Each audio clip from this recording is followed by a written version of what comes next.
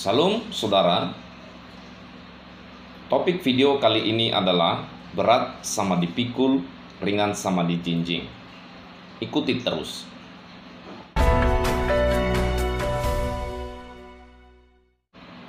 Saya pernah melihat semut mengangkat beban. Mungkin bebannya itu 100 kali lebih besar dari ukuran badannya. Kok bisa? Ya, semut tersebut mengangkat beban yang besar, bahkan jauh lebih besar dari ukuran badannya, karena semut itu mengangkat bebannya dengan berkelompok, bersama-sama, bergotong royong. Mereka mempersiapkan bekal, dibawa ke sarang mereka, dan pekerjaan mereka sangat baik. Galatia 6 ayat 2, firman Tuhan mengatakan, "Bertolong-tolonglah kamu menanggung bebanmu, dengan demikian kamu memenuhi hukum Kristus." Saudara, seberat apapun beban yang sedang ditanggung oleh seseorang, apabila ada orang lain yang dengan tulus, dengan sukarela menolong, menanggung beban bersama-sama, maka beban yang ditanggung orang tersebut akan menjadi ringan. Saudaraku, kita dipanggil oleh Tuhan untuk menjadi saluran berkat bagi orang lain. Paling tidak ada dua hal untuk kita dapat menjadi penolong, menjadi saluran berkat bagi orang lain. Yang pertama, dibutuhkan kepekaan. Peka terhadap kebutuhan yang ada di sekitar kita.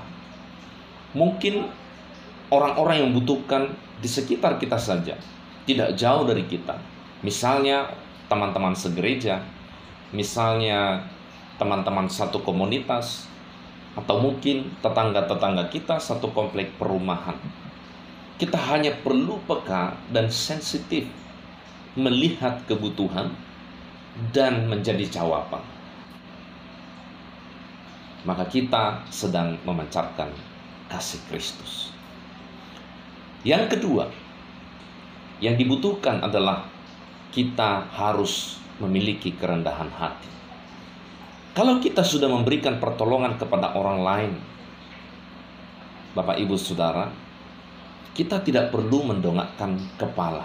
Kita memberi dengan kerendahan hati, dengan menunduk. Tangan kanan memberi, tangan kiri tidak perlu tahu. Sebab ada juga saudara, orang-orang yang gemar, suka memberi, menolong orang lain, tetapi di waktu yang sama, mereka juga gemar mengomentari orang-orang yang hanya berpangku tangan saja. Dan hal seperti ini tidak perlu, saudara. Kemudian, kalau kita menolong orang lain, janganlah menolong orang lain dengan mengharapkan imbalan. Imbalan misalnya seperti ingin dihormati, ingin disanjung, ingin dituruti. Jangan, saudaraku, pemberian kita jadikan alasan untuk menginjak orang tersebut. Dengan kata lain, orang-orang yang kita tolong, kita letakkan di bawah kita. Dan ini bukanlah tindakan kasih, saudaraku.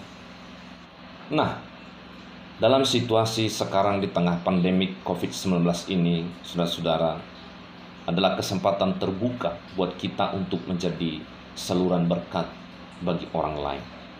Kita hanya perlu membuka hati kita, melihat kebutuhan, dan bertindak dengan segera.